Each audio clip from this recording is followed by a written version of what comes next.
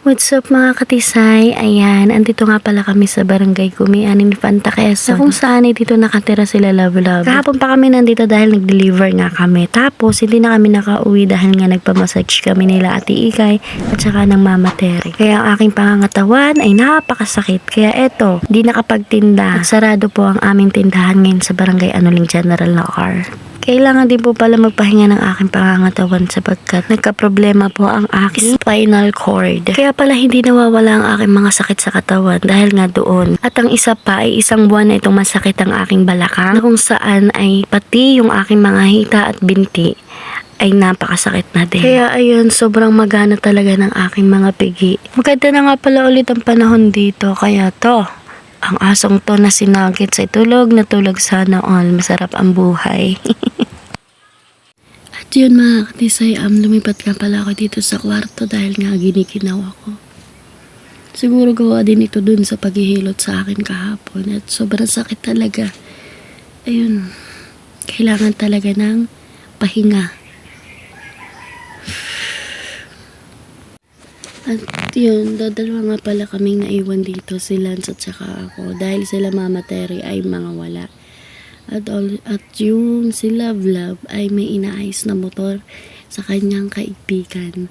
Kaya ayun, parang naiinip na din ako. Pero wala akong magagawa dahil kailangan ko magpahinga. Di baga nga ay di ako'y minasearch kahapon. So yun, bawal ako magpaulan o mabasa dahil nga kapapahilot at hindi rin ako pwedeng maliko. Yun. At sana gumaling na ako dahil sabi nga nung naghihilot ay kailangan pa daw doblehan ng paghihilot. Kumbaga sa linggo ay hihilotin pa rin ako para mas lalong gumaling yung aking katawan at hindi na sumakit pa. Ngayon kasi sobrang sakit dahil nga yun nabubog nga ng paghihilot kahapon dahil sobrang magana as in. At yung spinal cord ko ay ayun, kumbaga hindi na siya normal.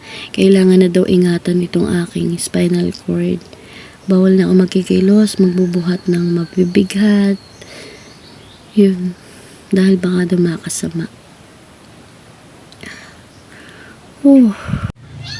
At ang sabi pa nga sa akin ng maghihilot ay daig ko pa daw yung mga kaanak, kumbaga parang nabinat, ganayon.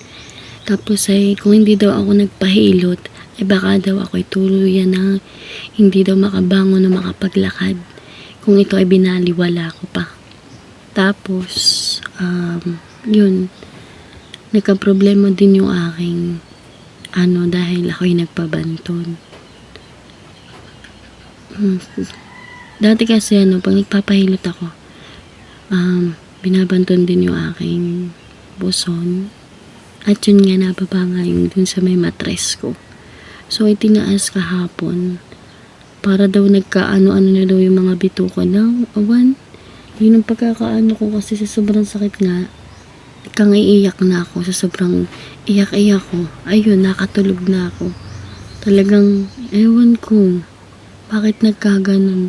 Kasi dati ay nagpapahilot kami dun sa ay yun, pag nagpapahilot kami, binabanton ako at pababa nga ng pababa dun sa sa matres ko.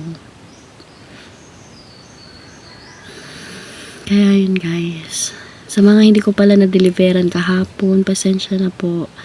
Dahil po ako ay nagpamassage nga at sobrang sakit na kailangan nga pong magamot agad. Chat ko na lang po kayo pag magdi-deliver na kami at papagaling po muna ako.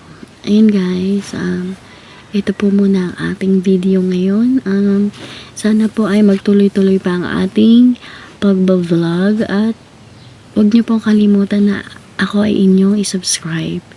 Kaya yun, please like and subscribe guys. Thanks for watching. Love you all. Kailangan ko na po magpahinga. Bye!